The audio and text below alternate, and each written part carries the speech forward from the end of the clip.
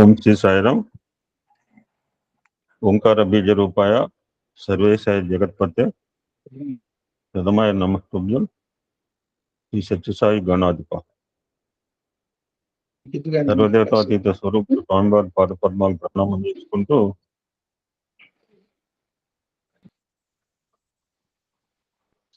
I want to share some important announcements and also my happiness to you. నాకు వేరే ప్రత్యేకమైన ఆనందం లేదు, మీ అందరి ఆనందమే నా ఆనందం. అదేంటంటే అలానే ఉంటుంది. Yesterday we had our district level conference. In that, our Rudra topic, Rudra Satsanga topic and ASB Satsanga topic, if they want to escape, they can escape. మనం మాయలోళ్ళు, మన పెద్ద మాయలోళ్ళు, మనం తక్కువేం కాదు.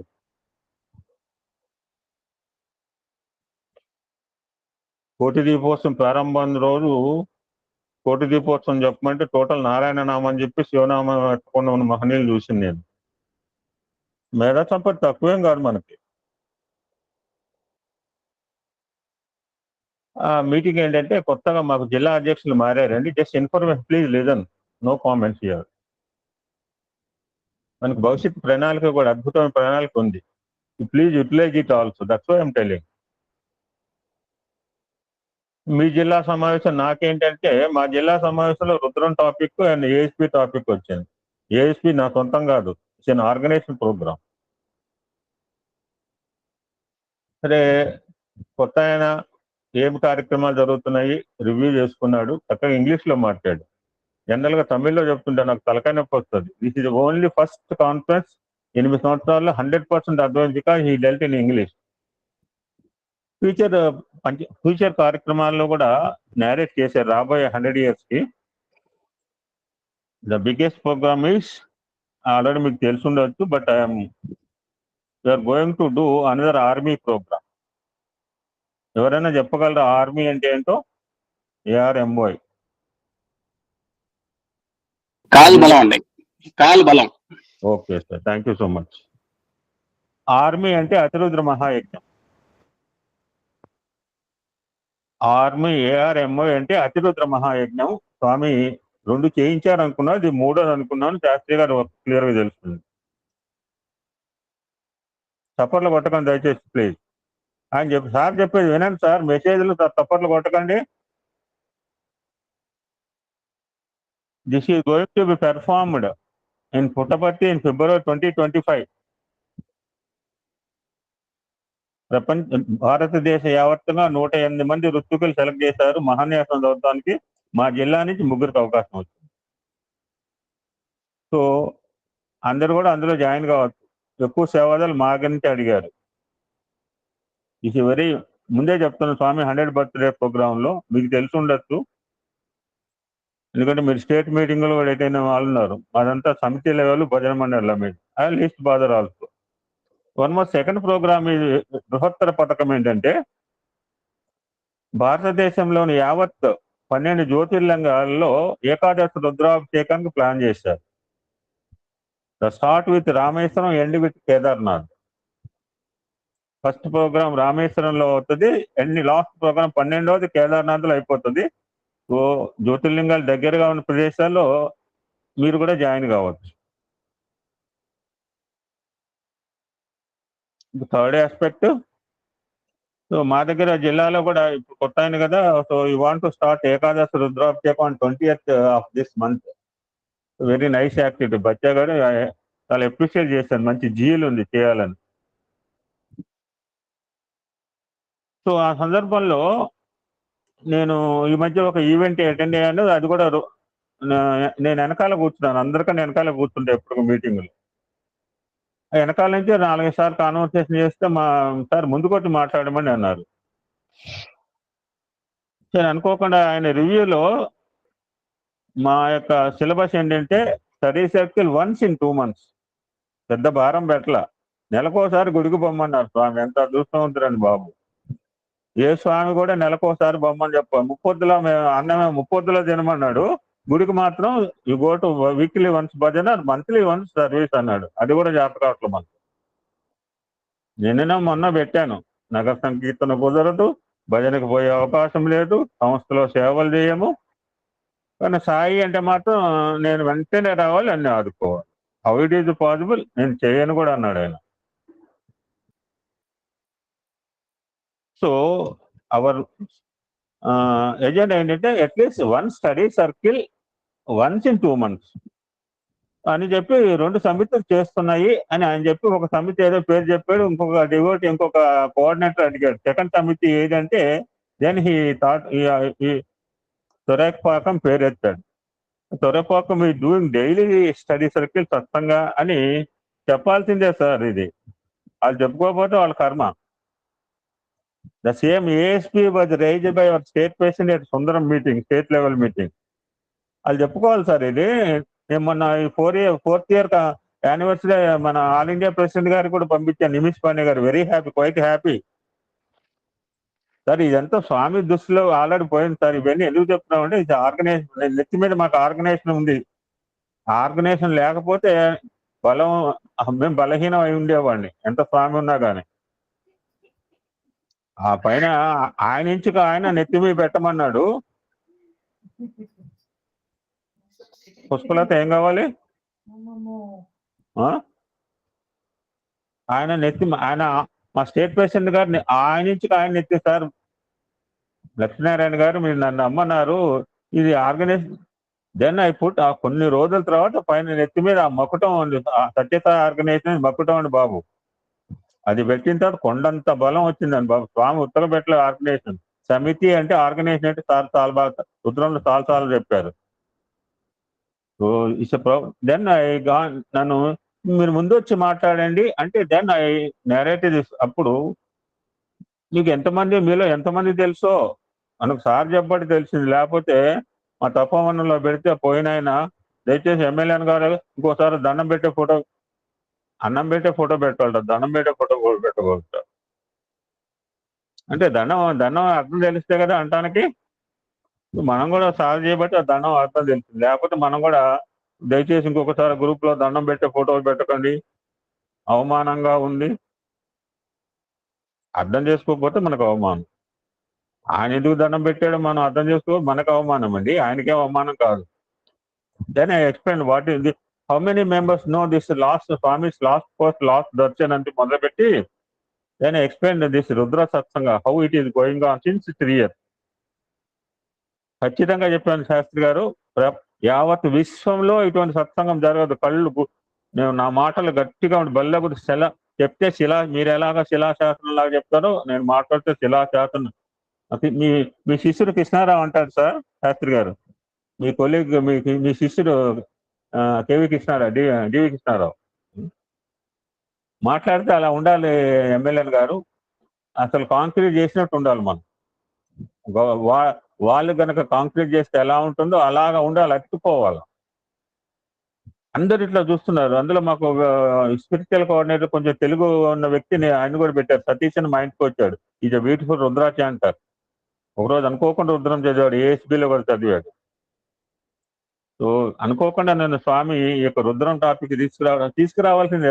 Rudram is way of life, జీవన విధానము అని మనకు తెలిసినప్పుడు రుద్రాన్ని అనే మాట రాకుండా మనం తత్వంగా చెప్పామనుకోండి, నేను I'm escapist. Thank you so much sir. We are proud of you sir. ఇలాంటి ఇక్కడ కాదు సార్, నిన్న వేదిక మీద చెప్పాను, you can't this type of అంటే ఎవరు చేస్తున్నారని వాళ్ళ క్వశ్చన్ రాకనే చెప్పాను. నాకు పుట్టపర్తి డిఎస్ శాస్త్రి గారు వస్తారండి, 3 సంవత్సరాల్లో కేవలం 4 అనువాకాలు అనేవి మిడిగుడ్లేసి చూస్తున్నారు.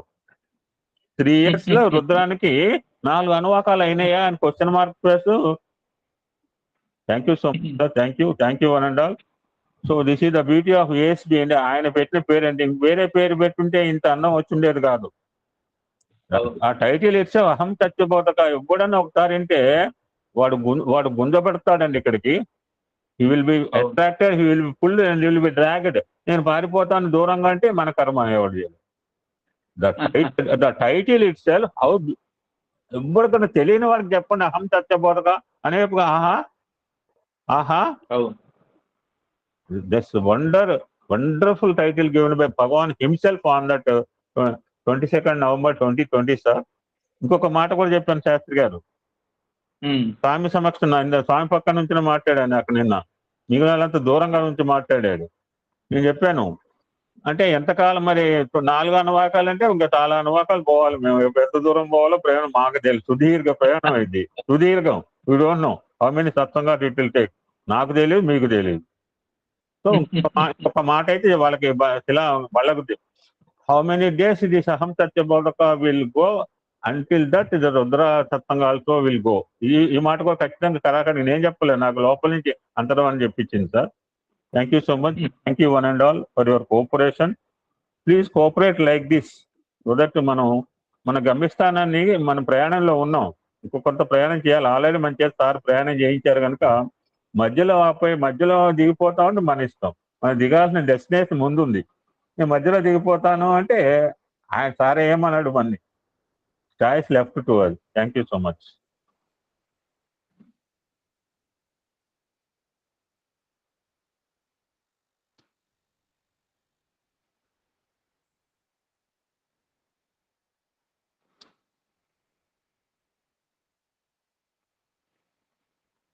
సాయిరామ్, మొదలు పెట్టమంటారా? ఓకే. సో అందరికీ నమస్కారం. ఓం నమో భగవతే రుద్రాయ.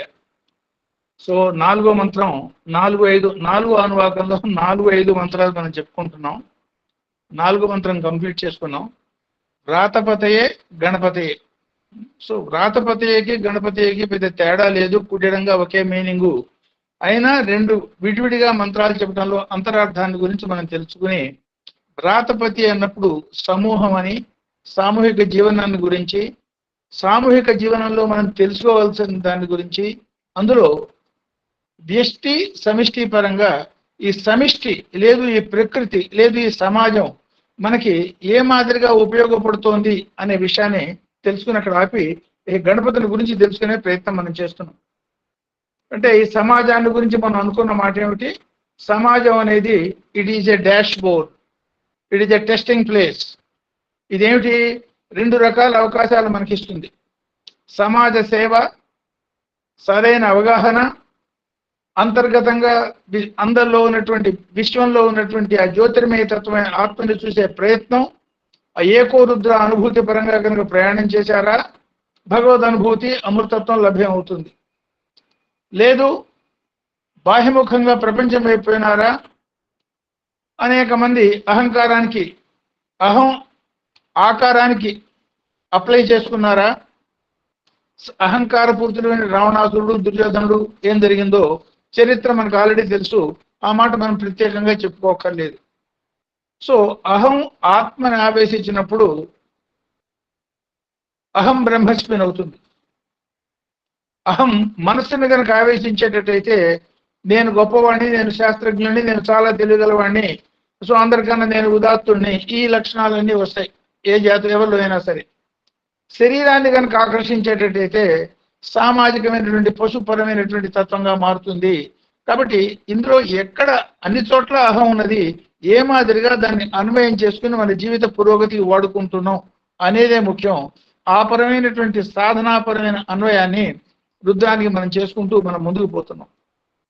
ఇప్పుడు కిందటిసారి మనం ఆల్రెడీ అమ్మవారి పరంగా మనం చెప్పుకున్న దానిలో, అంటే ఇప్పుడు ఈ మాట యాక్చువల్గా దీనికి ఈ మంత్రాలకి డైరెక్ట్ గా సంబంధం లేదు, కానీ ఆ జ్యోతిర్మయమైనటువంటి ఆ యజ్ఞం మనకు చేస్తున్నారు, అతిరుద్ర యజ్ఞం ఏదైతే చేయబోతున్నారో అదే మాదిరి 12 జ్యోతిర్మయ లింగాల్లో ఏకాదశి రుద్రాభిషేకం చేయటం, ఆ పరమైనటువంటి విషయాన్ని తెలుసుకోవడం మనకి ఎక్కువ లాభదాయకం అనే ఉద్దేశంతో చెప్తున్నాను. అంటే శివశక్తుల యొక్క సమన్వయం ఎట్లా ఉంటుంది, రెండిట్లో ఏమీ తేడా లేదనే విషయం కూడా మనకు అర్థమవుతుంది. మనం ఆ శ్రీచక్ర పరంగా మనం తెలుసుకున్నటువంటి విషయాలు, అందులో 9 త్రికోణాలు ఉంటాయని, 4 త్రికోణాలు ఊర్ధ్వముఖంగా ఉంటాయని, 5 త్రికోణాలు అధోముఖంగా శక్తిపరంగా ఉంటాయని, ఈ 5 + 4 9 ఒక చక్రంలో అంటే ఒక వృత్తంలో ఇముడు ఉంటాయని, సో ఆ వృత్తం బయటంతా ప్రకృతిపరమైనటువంటి లక్షణాలు, లోపల ఉన్న ఆ బిందు ఏదైతే ఉన్నదో అది అంతరాత్మ అనే అన్వయం మనం చెప్పుకున్నాం. దానికి ఈ ద్వాదశ జ్యోతిర్లింగాలకి ఒక సామ్యాన్ని మనం అర్థం చేసుకోవటం ఎక్కువ ఉపయుక్తంగా ఉంటుంది చేయబోతున్నాం కాబట్టి. అంతకుముందు 2 రకాల సామ్యాలు మీకు చెప్పున్నాను. మనలో షట్చక్రాలు ఉన్నాయి. ఈ షట్చక్రాల యొక్క ద్వంద్వత అంటే ఏమిటి? జ్యోతిర్మయ స్థితి, తమోమయ స్థితి, 2 రకాల స్థితులు పొగలు రాత్రి మనం అనుభవిస్తున్నాం. ఈ 6x2 12 ద్వాదశ రాసుల ఆదిత్య మండలంలో ఉన్నటువంటి ద్వాదశ రాసుల రాశిచక్రం అయింది. ఆ ద్వాదశ పరమైనటువంటి జ్యోతిర్మయ లింగాలనే సూర్యపరంగా ఈ ద్వాదశ ఆదిత్యులు 12 నెలలకి సంబంధించిన 12 జ్యోతిర్మయ లింగాలు గాను, లేదు 12 రాసులకు సంబంధించిన 12 జ్యోతిర్మయ లింగాలు గాను అన్వయం, అదే మన షట్చక్రాల పరంగా 6x2 ఆ మాదిరిగాను అన్వయం చేసుకున్నాం. ఈ ఇంకొక అన్వయం ఏమిటంటే శివచక్రాలు 4, శివ త్రికోణాలు 4, శక్తి త్రికోణాలు 5 అని అనుకున్నప్పుడు ఈ 4 త్రికోణాలు ఊర్ధ్వముఖంగా పైకి పోతూ ఉన్నట్టుగా ఉంటాయి. అంటే త్రిభుజంలో కోణం పైకి ఉంటుంది. ఈ 4 త్రిభుజాల్లో ఉన్నటువంటి కోణాల్లో ఉన్న టాప్ భాగంలో ఉన్నటువంటి 4 బిందువుల్ని, అంటే మొదటి కోణంలో మొదటి బిందువు, రెండో కోణంలో రెండో బిందువు, 3, 4 ఆ మాదిరిగా తీసుకునేటట్టయితే క్రమక్రమంగా పైకి పోతున్నట్టుగా కనపడుతున్నటువంటి వాటిని వాక్పరంగా, శబ్దపరంగా పర, పశ్యంతి, మధ్యమ, వైఖరి శబ్దాలుగా అన్వయం అవుతుంది.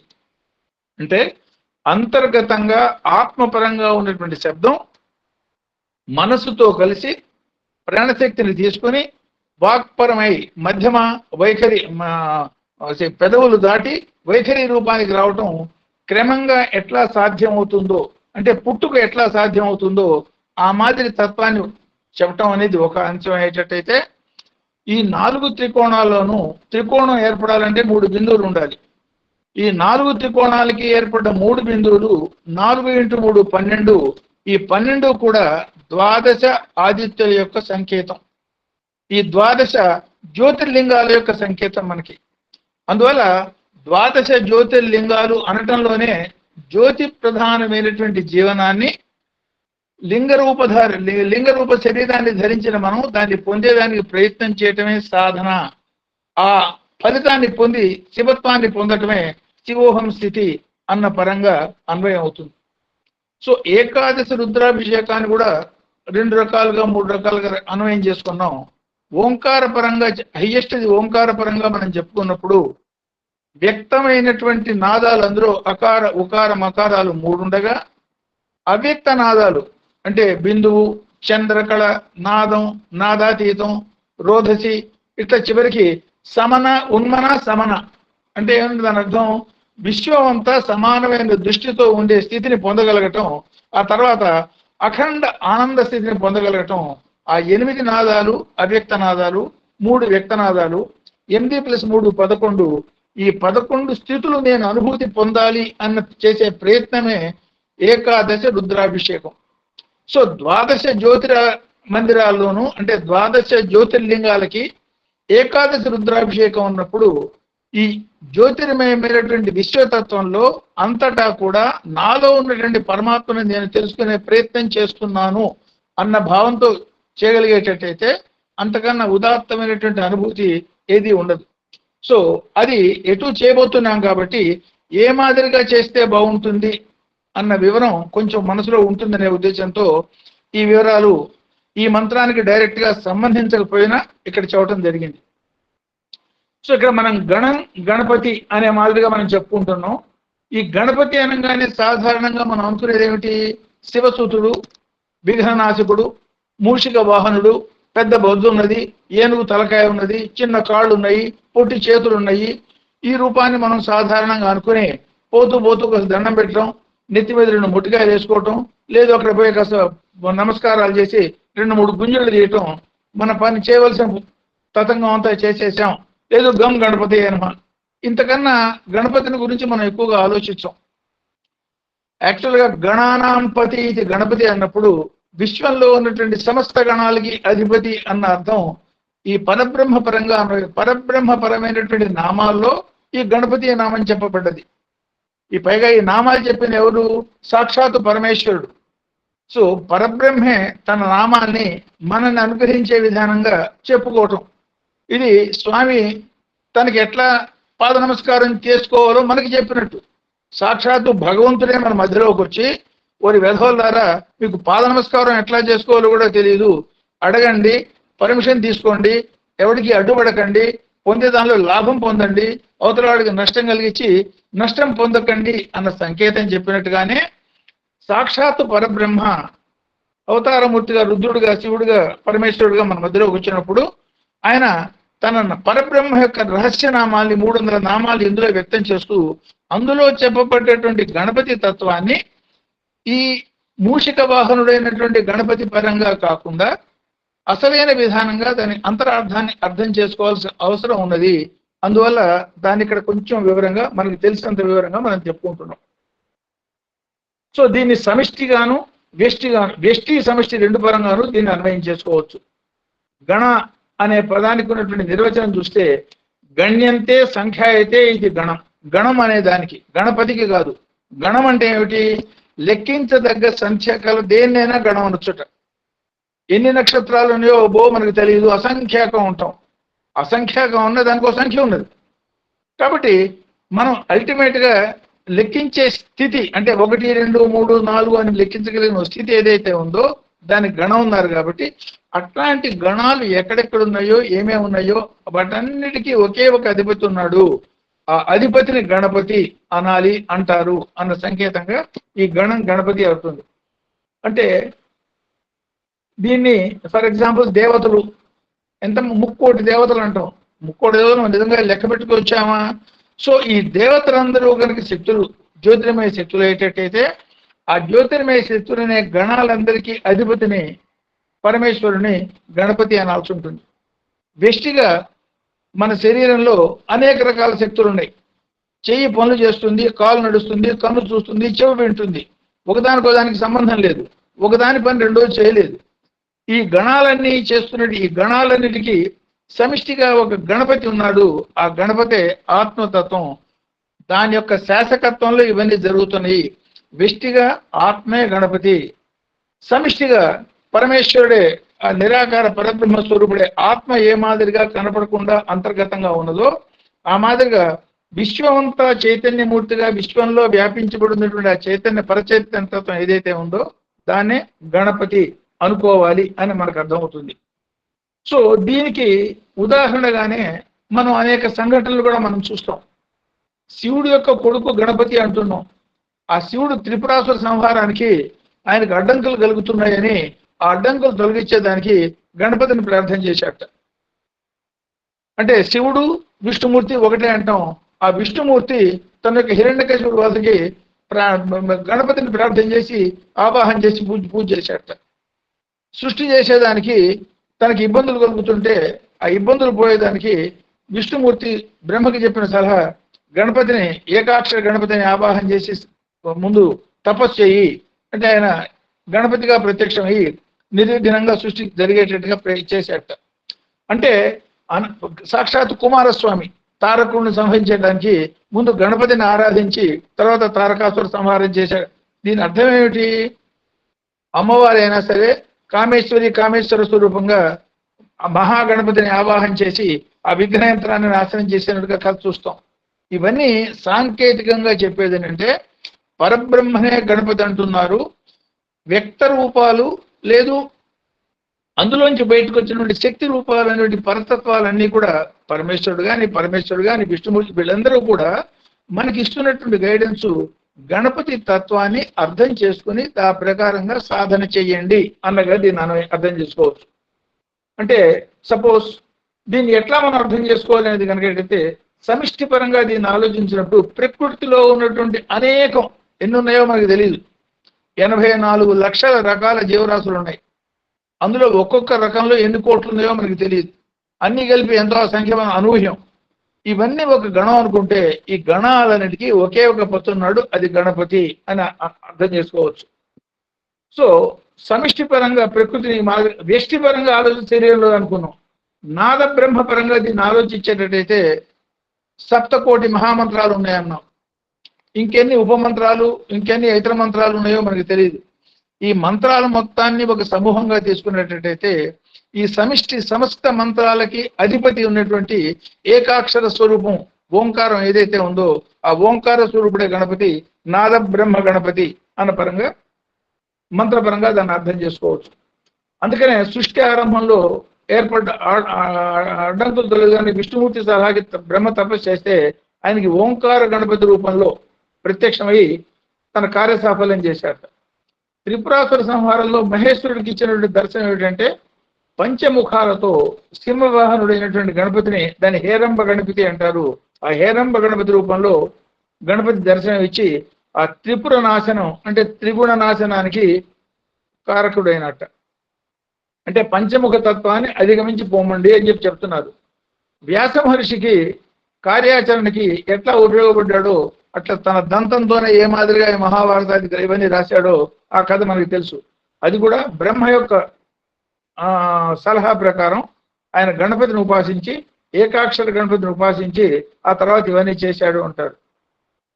మనకి అక్షరాలు ఉన్నాయి. ఈ అక్షరాన్ని అకారాది క్షకారాంత వర్ణం తెలిపితే విగ్రహ అని భగవంతుడు చెప్తూ ఉంటాం. వీటినే వర్ణాలు అంటాం. వర్ణాలు అంటే శక్తియుతమైనవి, అఖండమైన శక్తి అక్షరాల్లో ఉన్నది. కారణం అవన్నీ ఓంకారంలో నుంచి వచ్చినాయి. ఓంకారంలో నుంచి అనంతమైన సృష్టి వచ్చింది అని చెప్తున్నాము. ఓంకారంలో నుంచే బ్రహ్మ విష్ణు మహేశ్వరులు వచ్చారని చెప్తున్నాము. ఆ ఓంకారం నుంచే వచ్చిన 50 అక్షరాల సమూహం కనుక గణం అనుకునేటువంటిది. ఈ గణాలన్నిటికీ అధిపతి అయినటువంటి ఓంకారమే గణపతి అని అర్థం అవుతుంది. సో గణపతి స్థవంలో మనం ఏం చేస్తాం? అగజానన పద్మార్కం గజానన మహర్నిశం అనేక దంతం ఏకదంతం ఏకదం ఏకదంతం అంటాం. భక్తానాం అనేకదం అనేకదంతం ఉపాస్మహే. అది ఏకదం తం అంటే అనంతమైన సృష్టిలో ఒకే ఒకటిగా నువ్వు ఉన్నావు స్వామి. అట్లాంటి నిన్ను అనేకుల్లో ఉన్నటువంటి ఏకత్వాన్ని నేను ఉపాసిస్తున్నాను అన్న భావంతో ప్రార్థన చేయాలి. అనేకదం తం, అనేకంలో ఉన్నది నువ్వు ఏకత్వం అని. అనేకంలో ఉన్నటువంటి అంటే 100 రకాల పూలు మనం ఒక మాలగా అల్లినప్పుడు ఈ 100 రకాల పూలల్లోనూ ఉన్నటువంటి దారం రూపంలో ఏకాత్మ స్వరూపంగా అంతటా ఉన్నటువంటి ఓ పరబ్రహ్మ నీకు నమస్కారం చేస్తున్నాను. ఏకదంతం అంటే ఒక దంతం ఉన్నదని కాదు. ఒక దంతం అయ్యేటది ఎన్నిసార్లు ఆ దంతం పీకి ఆ దంతం విరిగిపోయింది పరశురాముడు గండగొడలతోనూ అన్నారు ఒకసారి. అదే దండం పీకి ఆ మూషికాసురుని సంహరించాడు అన్నారు. అదే ఇంకో దంతం పీకి మహాభారతం రాశాడు అన్నారు.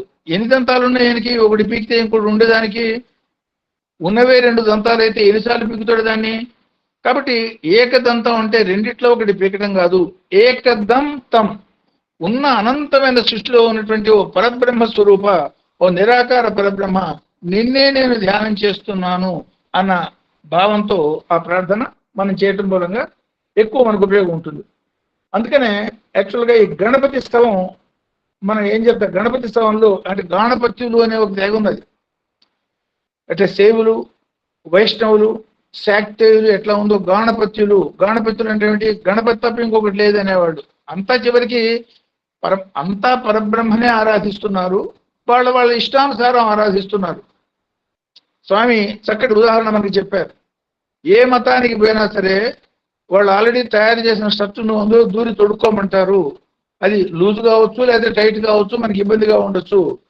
భారత మతాల్లో భారతీయ మన సాంస్కృతిక మతాలు ఇవన్నీ కూడా అత్యంత సంస్కృతితో కూడిన ఈ మతాల్లో, అత్యంత సైంటిఫిక్ విజ్ఞానంతో కూడినటువంటి ఈ మతాల్లో నీకు ఏది సూట్ అవుతుందో ఆ తగ్గట్టుగా గుడ్డతో నీ ఇష్టమైన స్ట్రక్చర్ను కుట్టుకో అన్న పద్ధతిగా ఇది ఉంటుంది. ఇప్పుడు చూడండి, ఇందాక 12 ఆదిత్యులు అనుకున్నాం, 12 జ్యోతిర్లింగాలు అనుకున్నాం. ఈ 12 జ్యోతిర్లింగాలకి శ్రీచక్రంలో ఉన్నటువంటి 4 ఊర్ధ్వ త్రికోణాల్లో ఉన్నటువంటి 4x3 12 బిందువులకి ఉన్న సంబంధం చూడండి. అంటే విశ్వం అంతా ఒకే ఒక మహా చైతన్యంగా చూడటం అనేది భారతీయ తాత్విక దృష్టి అన్న భావంతో ఆలోచించినప్పుడే ఇందులో ఉన్నటువంటి ఉదాత్తత మనకు అర్థం అవుతుంది. లేదు గణపతి వేరు, సుబ్రహ్మణ్యం వేరు, శివుడు వేరు, అది ఒక అజ్ఞానంతో కూడినటువంటి ఆలోచన. సార్ సో ఒక్క నిమిషం సార్, మీరు చెప్పింది చాలా పర్ఫెక్ట్ సార్. ఇది అంటే నేను 1-2 సార్లు చూశాను. నేను వీళ్ళ గ్రూప్ లో చూశాను. మీరు ఎన్నారు చూసారు 4x3 12 బిందువులు అన్నారు చూసారా? అవును. ఇది సైంటిఫిక్ గా అక్షాంశ రేఖాంశాల ప్రకారము మనం ఫోటో చూసే ఉంటారు. భారతదేశ మ్యాప్ లో జ్యోతిర్లింగాలన్నీ ఒకటే స్ట్రైట్ లైన్ లో ఉంటాయి. ఎగ్జాక్ట్ గా. అవును, అవును, దట్ ఈస్ ట్రూ. ఎవరు క్రియేషన్ చూడండి, మనం క్రియేట్ చేసింది అంటే భగవంతుడు ఆల్రెడీ ఆ స్థలాలు నిర్దేశించి ఉంటాడు బహుశా. ఎగ్జాక్ట్లీ. అదర్వైజ్ సాధ్యం కాదు. అది అదర్వైజ్ సాధ్యం కాదు. అంటే ఎంతటి వైజ్ఞానికమైనటువంటి మతం ఆలోచించండి. ఆ మతంలో, ఆ జాతిలో, ఆ భారత గడ్డ మీద మనం పుట్టడం, సాక్షాత్ భగవంతుడు లాంటి సత్యసాయి లాంటి వాళ్ళతో మనకి సంబంధం ఏర్పడటం, ఎన్ని జన్మల సుఖతో మన పెద్దవాళ్ళు చేసిన పుణ్యం ఎంతో ఒక్కసారి ఆలోచించుకోండి. అంటే ఈ అనుభూతితో మనం కనుక సాధన చేసేటట్టయితే పొందవలసిన ఫలితాన్ని తొందరగా తేలిగ్గా పొందగలుగుతాం. సో ఈ గాణపత్యులు కూడా ఏమిటి? ఈ గాణపత్యులు ఎంతో మంది అంటే వాళ్ళలో ఎంతో, దానికి తాపిని ఉపనిషత్తు అని ఒకటి ఉంది, గణపతి ఉపనిషత్తు అని. అందులో ముద్గల మహర్షి, వృత్సనమద మహర్షి, గణక మహర్షి, వీళ్ళంతా కూడా ఈ ఈ గణపతి తత్వాన్ని గురించి ఏ మాదిరిగా ఓంకార స్వరూపం అన్న పద్ధతిగా వాళ్ళు చెప్పడం మనకు అర్థమవుతుంది. అంటే అధర్వ శీర్ష పరంగా ఆలోచించినా కూడా గణపతి అధర్వ శీర్షాన్ని మనం చూస్తాం. అంటే గణపతి అనే దాన్ని పరబ్రహ్మ పరంగా మనం ఆలోచించాల్సిందే తప్ప ఏదో మూషిక వాహనుడు, మనకేదో ఇబ్బంది కలిగినప్పుడు ఒకసారి దండం పెట్టుకుంటాం, 2 ముట్టికాయలు వేసుకుని బయటకు వస్తాం అనేది కాదు అనేది అర్థం చేసుకుంటే సరిపోతుంది. యాక్చువల్గా కొంతమంది ఇప్పుడు వినాయకుడి పెళ్లికి అన్ని విఘ్నాలే అని అంటూ ఉంటారు. అంటే వినాయకుడి సంబంధమైన పని చేయదలుచుకుంటే వినాయకుడు పని ఎట్లా అర్థం చేసుకోవచ్చు అంటే, గణపతికి ఇంకొక తత్వం ఏమిటంటే ఆయన హాస్యరసానికి అధిదేవత. హాస్యరసానికి అధిదేవత అంటే ఒకసారి ఆలోచించండి. హాస్యరసం అంటే ఏమిటి? మనం ఏమంటున్నాం? మనం యాక్చువల్గా విశ్వంలో ఉన్నటువంటి ఆనందమయత్వమే గణపతిత్వం అని. ఆనందంగా ఉండటమే మానవుడి యొక్క సహజ లక్షణం అని స్వామి ఒక చక్కటి మాట చెప్పారు ఈ పరంగా. ఎవడన్నా సంతోషంగా ఆనందంగా ఉంటే ఎందుకురా నువ్వు సంతోషంగా ఉన్నావని ఎవరు అడగరు. అదే వాడు విచారంగా కనుక ఉండేటట్టయితే ఎందుకు ఏడుస్తున్నావు అని, విచారంగా ఉన్నావు అని వాడిని ఓదార్చే ప్రయత్నం చేసి వాడిని ఏడుపు నుంచి తప్పించే ప్రయత్నం చేస్తారు. ఆనందం నుంచి తప్పించే ప్రయత్నం చేయరు. కారణం ఎప్పుడు ఆలోచించారా అని. ఆనందం అనేది మానవుడి యొక్క సహజ స్వభావము. ఆ దుఃఖం అనేది అసహజము. అసహజంగా ఏర్పడదాన్ని తొలగించి మళ్ళీ సహజ స్థితికి పట్టుకురావటం అనేది సమాజం ఒక ధర్మంగా భావిస్తుంది. ఆ సహజమైనటువంటి ఆనంద రసానికి అధిపతి ఎవడయ్యా అంటే గణపతి. అంటే గణపతిని ఆరాధించడం మూలంగా, అంటే గణపతి తత్వాన్ని అవగాహన అర్థం చేసుకోవటం మూలంగా ఆనందమయత్వానికి మానవుడు వారసుడు అవుతాడు. బ్రహ్మానందమయం అంటే బ్రహ్మానందమయత్వం ఇయ్యాలంటే గణపతి యొక్క అనుగ్రహం ఉండాలి అన్న సంకేతాన్ని అందులో మనం చూడొచ్చు. ఆయన హాస్యరసానికి అధిపతి కాబట్టి ఒక మాట చెప్తూ ఉంటారు. ఏమిటిది? వినాయకుడి పెళ్లి కానీ విఘ్నాలే. దాన్ని ఇట్లా మనం హాస్యంగా అన్వయం చేసుకోవచ్చు. ఈ విఘ్నాలందరికీ బాస్ ఎవరు? గణపతి. ఆయన పేరు చెప్తే గణపతి పేరు చెప్పంగానే విఘ్నాలన్నీ పారిపోతాయి. ఈ పారిపోయే విఘ్నాలు ఆయన పెళ్లి అవుతున్నప్పుడు మరి బాస్ పెళ్లికి రాక ఏం చేస్తాయి? అందుకే నా వినాయకుడి పెళ్లికి అవన్నీ హాజరవుతాయి కాబట్టి వాటిని చూసి భయపడకుండా సెంటర్ పాయింట్ అయిన వినాయకుడి మీద దృష్టి పెట్టి సాధన చేయండి అన్న పరంగా దీన్ని అన్వయం చేసుకోవచ్చు. యాక్చువల్గా విఘ్నాన్ని గురించి మనకి చెప్పింది ఏమిటంటే, విఘ్నాన్ని గురించినటువంటి అంతరార్థం మనకి చెప్పింది ఏంటంటే, లోకవాసన, లోక భావన, ప్రపంచం వైపు ప్రయాణం చేయాలన్న ఆలోచన, అదే విఘ్నం అని. దానికి వ్యతిరేకమైన దిశలో ఆత్మపరమైనటువంటి ప్రయాణం చేయటమే అవిఘ్నం అని. విఘ్నం నుంచి మనకి అవిఘ్నం వైపు తీసుకుపోయేదానికి గణపతి కారకుడని, తద్వారా ఆనంద ప్రాప్తి మనకి కలిగేటట్టుగా చేస్తాడని సాంకేతికంగా దీన్ని మనం అర్థం చేసుకోవచ్చు. సో ఆధ్యాత్మిక సాధనలో పెద్దవాళ్ళు మనకి చెప్పే మాట ఏంటంటే, గణపతిని కానీ, సుబ్రహ్మణ్య స్వామిని కానీ, హనుమంతుడిని కానీ ఈ తత్వాలు చాలా శీఘ్ర ఫలదాయకం ఉంటారు. శాక్తేయులు బాలా మంత్రాన్ని పట్టుకుంటారు. అని 3 అక్షరాలు ఐఎం హ్రీంసే. ఈ బాలా మంత్రం అత్యంత ప్రభావశీలమని కారణం ఏమిటి? దిస్ బేసిక్ యూనిట్, అంటే brick is the base unit for the building అంటారు. అట్లా ఈ అమ్మవారి యొక్క తత్వానికి మూలతత్వం ఏమిటంటే బాల. సో ఆ బాల మంత్రం చాలా శక్తిదాయకం అనటంలో ఉద్దేశం ఏమిటంటే, చిన్నపిల్లల మాటలు తప్పుగా ఉన్నా సరే పెద్దవాళ్ళకి ఏ మాదిరిగా ముద్దనిపిస్తే ఆనందం కలిగిస్తుందో, అందులో ఉన్నటువంటి వ్యాకరణం సంస్కృతం పట్టి వాళ్ళని తప్పు పట్టుకోరు. సో ఆ భావన ఎవడైతే సాధనలో ప్రయాణం చేస్తూ తప్పటడుగులు వేస్తూ అయినా సాధనలో ప్రయాణం చేస్తూ దానికి ముందుకు పోయే ప్రయత్నం చేస్తాడో వాళ్ళంటే భగవంతుడికి చాలా ప్రీతి అన్న సంకేతాన్నే ఈ బాలా మంత్రం. గణపతి ఎవడు? శివపుత్రుడు, అంటే శివుడికి బాలుడు, అమ్మవారికి బాలుడు. సుబ్రహ్మణ్య స్వామి ఎవడు? గణపతికి శివుడు శక్తులకి పుత్రుడు. హనుమంతుడు ఎవడు? అదే మాదిరి వీళ్ళకి పుత్రుడు. అంటే ఏమన్నమాట, ఈ ఆది తత్వాన్ని, మొట్టమొదటి తత్వాన్ని భగవంతుడి పరంగా ప్రయాణం చేయాలన్నటువంటి భావనని బలం చేసుకుని సాధనలో ఎవరైతే ప్రవేశిస్తారో అట్లాంటి వాళ్ళంటే భగవంతుడికి చాలా ప్రీతి అన్నమాట. స్వామి పరంగా మీరు చూడండి, ఆల్రెడీ నువ్వు భక్తుడు అయిపోయేటట్టయితే ఆయన పరీక్షలు చేసి వదిలిపెడతాడు. నేను మెల్లిగా కొట్టుకుని నువ్వు రా, ఎందుకు నువ్వు ఆల్రెడీ భక్తుడు అయిపోయినావు, నా రుచి నీకు అర్థమైంది కాబట్టి ఎటు నన్ను నువ్వు వదిలిపెట్టవు, కాబట్టి నీ మార్గంలో ఆటంకులు నీకు తెలియకుండా నేను తొలగిస్తుంటా, నీ ప్రయాణం నువ్వు చేయి అంటాడు. అదే కొత్తవాడైతే వాడి వెంటబడి వాడికి విభూతి ఇచ్చి వాడిని దగ్గరికి పిలిచి ఏ విధంగా వాడిని అన్వయం చేసుకుని తీసుకుపోవాలో మనకి చేస్తూ ఉంటాడు. ఎందుకు ప్రత్యక్ష సంఘటన పుట్టపృత్తులో ఒకసారి నేను చూశాను. ఒక పోలీస్ కానిస్టేబుల్కి వాడి జన్మాంతర సుకృతం, వాడి ఎస్ఐకి వాడికి అక్కడ డ్యూటీ పడింది. ఈ స్వామి ఈ పద్ధతి వాడి ఏ మతం వాడో నాకు తెలియదు, పెద్ద నమ్మకం ఉన్నట్టుగా లేదు. వాడు డ్యూటీ చేస్తూ, స్వామి నార్మల్గా ఇట్లాంటి డ్యూటీ చేసేవాళ్ళు చాలా డిసిప్లిన్ గా ఉంటారు, దూరంగా ఉంటారు, నమస్కారం పెట్టుకుంటుంటారు. ఆ పాత రోజుల్లో ఇటుపక్క లేడీస్ అటుపక్క జెంట్స్ మధ్యలో ఇసుకలో కూర్చున్న ఆ రోజుల్లో జరిగిన సంఘటన ఇది.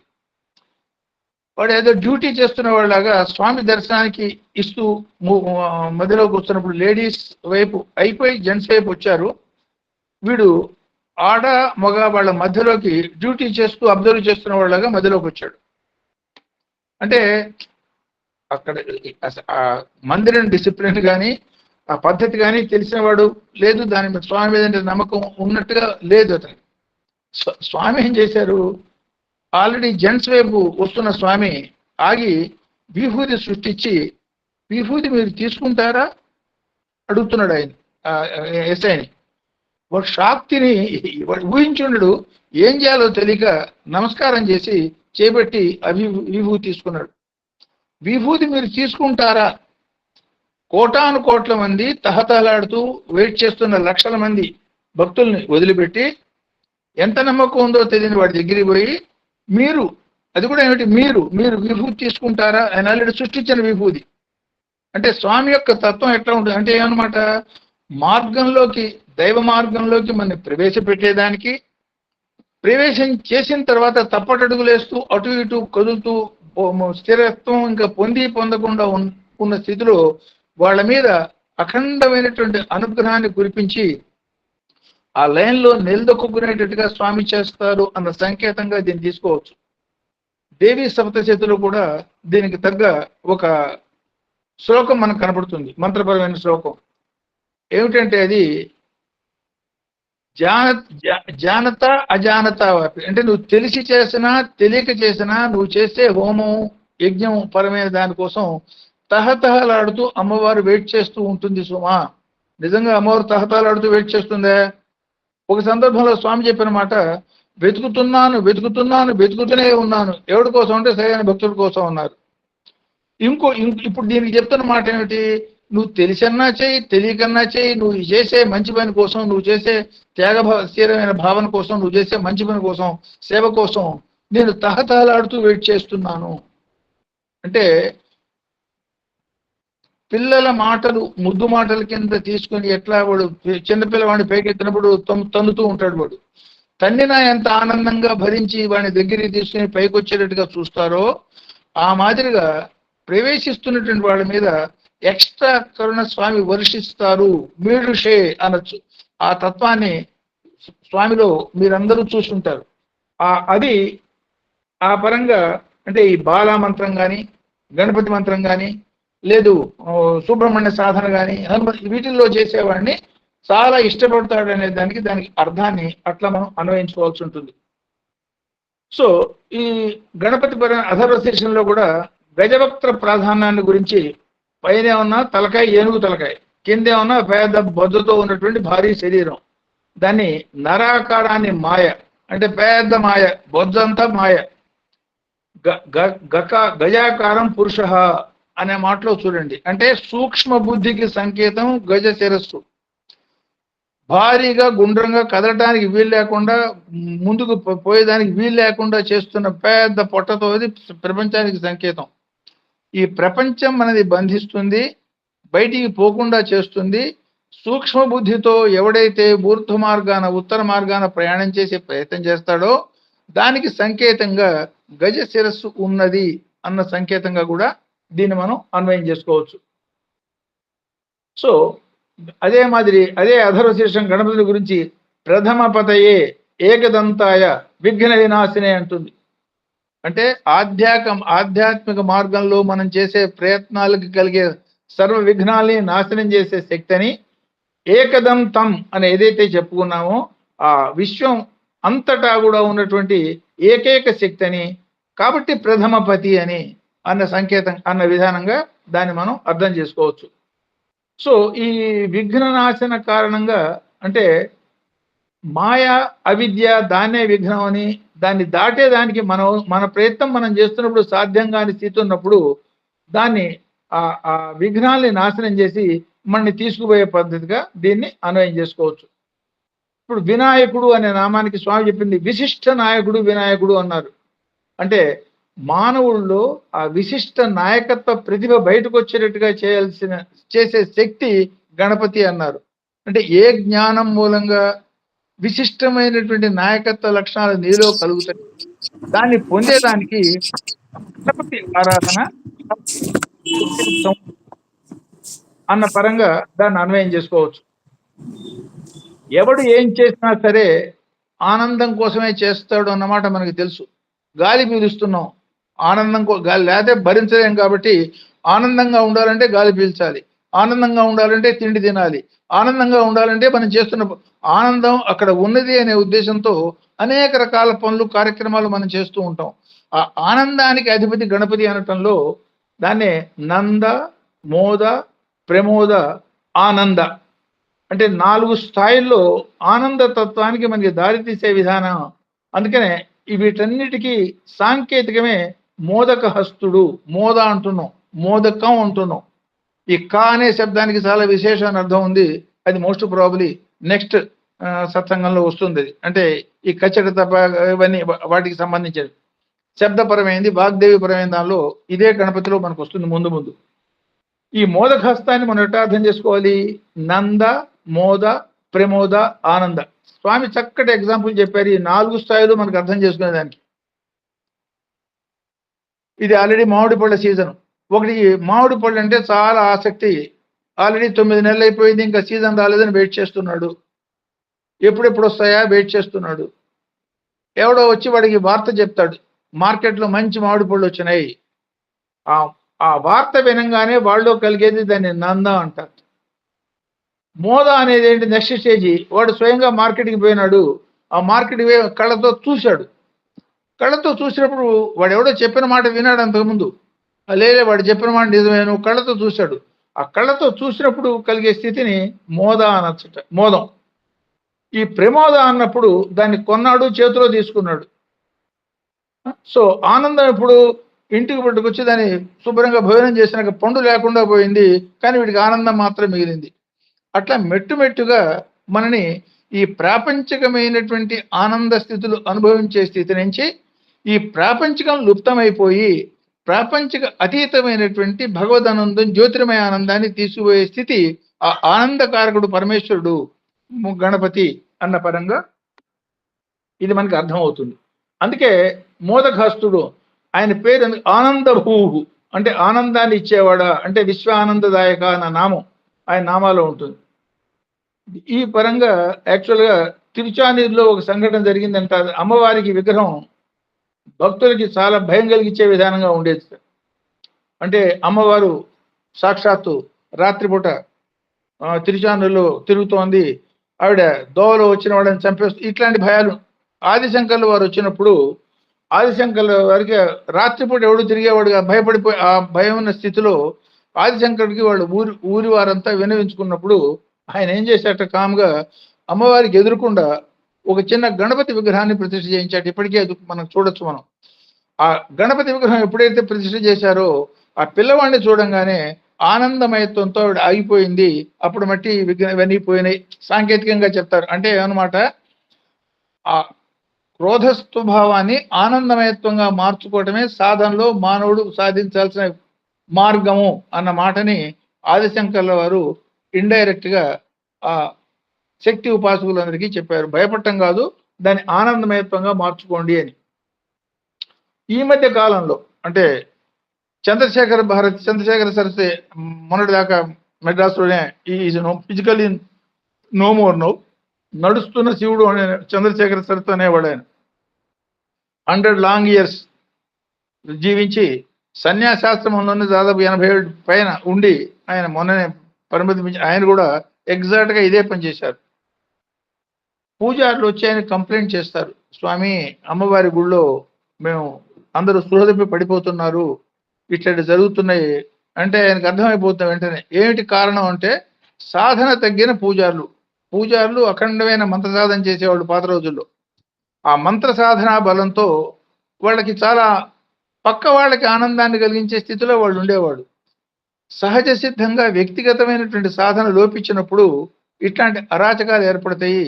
ఆ మాట ఇండైరెక్ట్ గా వాళ్ళకి చెప్పకుండా సరే ఒక శిల్పిని పిలిచి గణపతి విగ్రహాన్ని తయారు చేయించి గణపతి విగ్రహాన్ని అమ్మవారి దగ్గర ప్రతిష్ఠ చేయించి ఇప్పటి నుంచి మీకు ఆ ఇబ్బందులు ఉండవులే, అయినా సాధనా లోపం మూలంగా ఇవి జరిగినాయి కాబట్టి సాధన పెంచుకోండి అనే సంకేతాన్ని ఇండైరెక్ట్ గా వాళ్ళకి చెప్తారు.